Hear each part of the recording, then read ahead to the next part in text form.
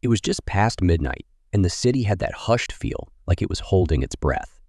I was scrolling through the Grubhub app for something to keep the gas tank full and my lights on at home. That's when I got a ping for a pickup at a joint that was known for its greasy spoons and neon lights, a place that never slept. I pulled up to the diner, the neon sign buzzing like a trapped fly. The streets were deserted. The only movement was the flicker of shadows as the sign's glow pulsed in the darkness. I walked in, the bell above the door announcing me to an empty room save for the bored-looking cashier and a cook in the back who seemed more interested in the clock than the grill. I gave them the order number, and the cashier pointed to a bag on the far end of the counter, already waiting for me. That's when I noticed the back door of the diner was slightly open, letting in a cool breeze that carried with it the low murmur of voices. Curiosity got the better of me, and I edged closer under the guise of grabbing some napkins. I could just make out two figures in the alley, their features obscured by the darkness. They were passing something between them, their movements quick and furtive. A car idled nearby, its headlights off, the driver's silhouette barely visible through the tinted windows. The hair on the back of my neck stood up as I realized I might have walked into something I shouldn't have seen. I snatched the bag and turned to leave, my heart pounding a warning to get out fast. But as I turned, I crashed into someone who had come in through the back. Another figure, hood drawn up over their head, their face hidden in shadow. "Sorry, didn't see you there," I stammered, stepping back. The figure just nodded, their gaze lingering on me a moment too long, before they moved to the counter, whispering something to the cashier that made them both glance my way. I grabbed the bag and turned to leave, but that's when I heard the back door creak wider and heavy footsteps entered the diner. My pulse quickened, and I tried to act natural, but I could feel the weight of someone's stare boring into my back. I glanced over my shoulder and saw a new figure, bulky and imposing, stepping in from the alley. The hood of their jacket was pulled low, shadowing their face, and their hands were tucked into their pockets in a way that made my imagination run wild. "Everything okay here?" The voice was gruff, a low rumble that felt like it was meant for intimidation. The cashier nodded, eyes darting to me then back to the figure. I offered a weak smile and a nod, trying to edge toward the door without seeming too eager to escape. As I reached for the door handle, the figure moved closer, cutting off my path. "You're not from around here, are you?" they asked, a hint of a threat lacing their tone. I could feel the tension in the air, thick enough to strangle. I opened my mouth to reply, but the words caught in my throat. Just then, headlights flooded the diner as a car pulled up to the front. The sudden burst of light and the sound of a car door slamming seemed to startle the figure. They glanced toward the window, their posture shifting as if readying to bolt. The cashier looked equally spooked, and for a moment, the diner was a tableau of potential chaos. Seizing the moment, I pushed past the figure, my heart racing as I burst out of the diner and into the cool night air. I could hear the figure behind me, their footsteps quickening. I sprinted to my car, the sound of my own footsteps mixing with theirs in a terrifying rhythm. I fumbled with the keys, my hands shaking wildly. I glanced back to see the figure had stopped, their attention now on the newcomer who had entered the diner. I could just make out the newcomer's voice, authoritative and questioning. Maybe a late-night customer, maybe someone else. Whoever they were, they had unknowingly become my savior. I jammed the key into the ignition, and the engine roared to life, a small mercy that felt like a triumph. In the rearview mirror, I saw the figure hesitate, their attention momentarily caught by the newcomer who had just entered the diner. The distraction was a godsend. I didn't stick around to see what happened next. I peeled out of the parking lot, my heart hammering against my ribs. The drive to the drop-off was a tense affair. Every shadow seemed to conceal a threat, and I found myself checking the rearview mirror for the idling car's headlights. But they never appeared. The streets were eerily empty, as if the city itself was holding its breath. When I finally reached the customer's address, I was a bundle of raw nerves. I left the car running as I hurried to the front door, dropped the food off without waiting for a response, and dashed back to the safety of my vehicle. Once I was back on the road, the adrenaline that had fueled me began to ebb, leaving a cold dread in its wake. My mind raced with the night's events, the close call, and the lingering fear that I might still be watched. I promised myself that from then on, I'd be more cautious. No more questionable late-night pickups, no more pickups at that diner period. Some things are too costly, even for the heftiest of tips. And some shadows, I realized, are best left undisturbed.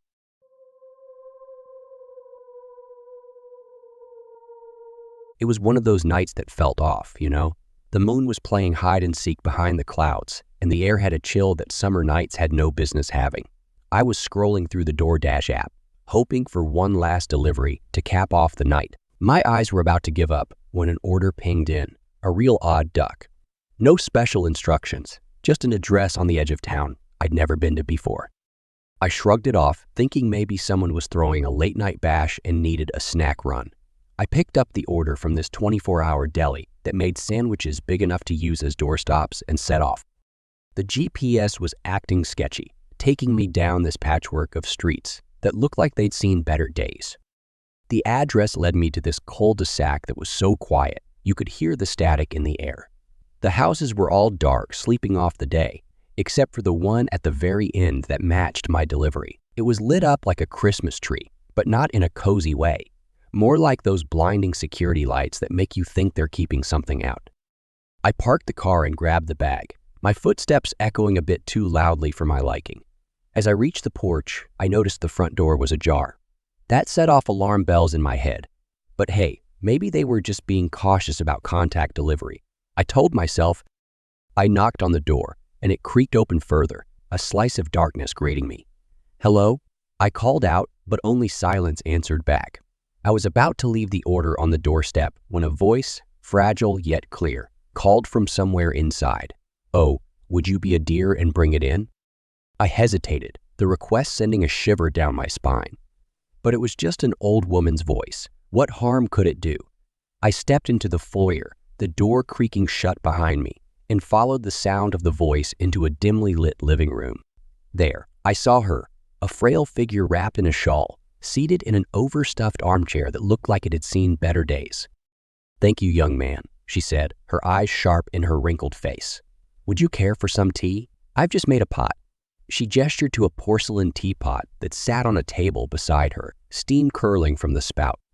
"No, thank you, ma'am. I should be getting back," I replied, setting the bag down on a nearby table. There was something about the way she watched me, the intensity of her gaze, that made me eager to leave. "Nonsense," she insisted, her tone suddenly firm. "A cup of tea won't take but a moment, and it's the least I can do for your trouble." I declined again, more firmly this time, but she wouldn't take no for an answer. She rose from her chair with surprising agility and poured 2 cups, offering one to me with a hand that didn't seem to tremble at all. I took a step back, knocking into the table and sending the bag of food spilling to the floor. "I'm sorry, I really must go." I stammered, my instincts screaming at me that something wasn't right. The old woman's expression darkened, her eyes narrowing. "Leaving so soon?" she asked, a hint of something sinister in her voice. I mumbled an apology, my heart racing as I bent to gather the fallen sandwiches. I could feel her eyes on me, heavy and expectant. As I straightened up, I made a beeline for the door, tripping over the edge of a rug in my haste. I stumbled out into the night, the chill air a welcome relief after the stifling atmosphere of the house. I didn't stop running until I reached my car, locking the doors the second I was inside. As I pulled away, I could see her silhouette in the window, watching me leave. The whole way home, I couldn't shake the feeling of those eyes on me, nor the sound of her voice offering tea. It was a delivery I'd never forget. The order from nowhere had been delivered, but I was left with the lingering taste of fear and the unsettling knowledge that some invitations are best left declined. I drove away with my heart still pounding in my chest, vowing never to step foot inside a customer's home at night again. The whole way home, my mind raced with questions about what might have been in that tea, and how the frail, old woman had suddenly seemed so energized, almost predatory. It was as if she had been feeding off my discomfort, growing stronger from it. I shuddered at the thought of what might have happened if I'd accepted her offer. That night, I promised myself I'd stick to leaving the food at the door, no matter what. The order from nowhere had been more than just a delivery. It was a stark reminder that some things are better left undiscovered, especially in the dead of night.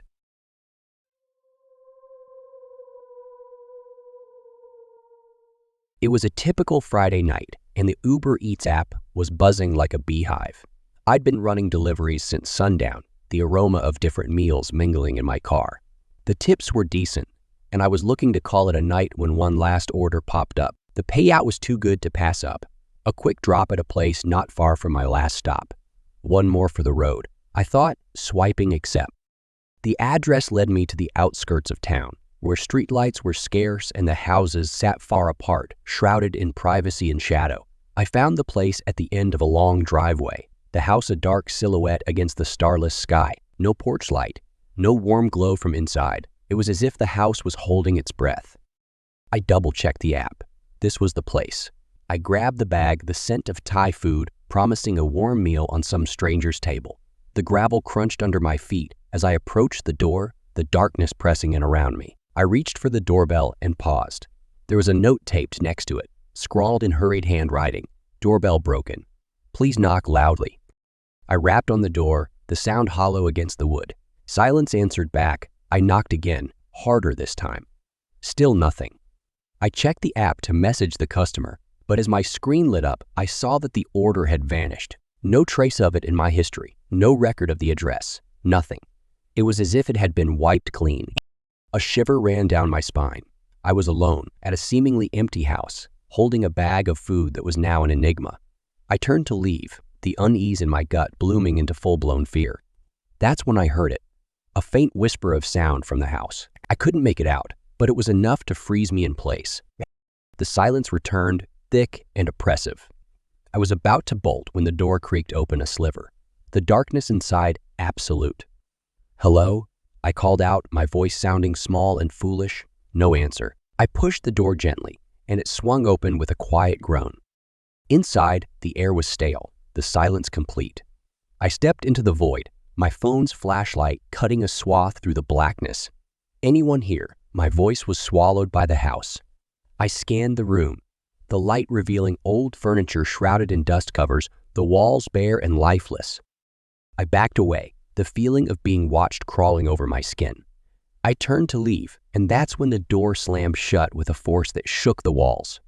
I jumped, my heart pounding a frantic rhythm. I tried the handle. It wouldn't budge. Panic clawed at my throat as I pounded on the door, shouting for help. But it was no use. The house seemed to absorb the sound, the silence unbreakable. I turned back to the room, my flashlight trembling in my hand, and that's when I saw it. On the floor, where there had been nothing before, lay the bag of food, untouched, as if waiting for a customer that would never come. I don't remember how long I stood there, the fear a living thing inside me, but eventually, the door gave way to my desperate shoves, spilling me back out into the night. I didn't look back as I ran to my car, the gravel now a rushing torrent under my feet. I fumbled with the keys, my breaths coming in ragged gasps, the darkness around me feeling alive, as if it were closing in. I managed to wrench the car door open and threw myself inside, slamming it shut and locking it in one fluid, panicked motion. My hands were trembling so much that it took me 3 attempts to slot the key into the ignition. The engine came to life with a comforting purr, a stark contrast to the wild hammering of my heart. As I reversed out of the driveway, my headlights swept across the front of the house one last time. For a split second, I thought I saw movement, a curtain twitching as if someone was peering out. I didn't stick around to find out, my foot heavy on the gas as I sped away from that eerie place. The road was empty as I drove back, the night pressing in on all sides. The silence was suffocating, only the sound of the engine and my own ragged breathing filling the car. I kept glancing at the rearview mirror, half expecting to see that same shadowy figure from the house standing in the middle of the road behind me, but there was nothing. As I neared the edge of town, a sudden burst of laughter shattered the quiet. My heart leapt into my throat. It sounded like a group of teenagers, the carefree sound so at odds with the suffocating fear I felt. It was coming from a car that sped past me in the opposite direction, its occupants likely oblivious to the terror I'd just experienced. Was it all just a prank? I wondered, the thought offering no comfort. I got home and tried to convince myself that it had been the handiwork of kids with too much time on their hands. But the fear that had gripped me, the feeling of being watched, the door that had slammed shut on its own, they all felt too real, too menacing to be a simple teenage joke. The next day, driven by a mix of fear and an unshakable need for answers, I found myself back at the house. It stood there as I remembered it from the night before, silent and imposing. There was no sign of fire damage, no charred remains, just the same unlit windows and the oppressive feeling that something was deeply wrong. I stayed in the car this time, the daylight doing little to dispel the chill that settled over me as I looked at the house.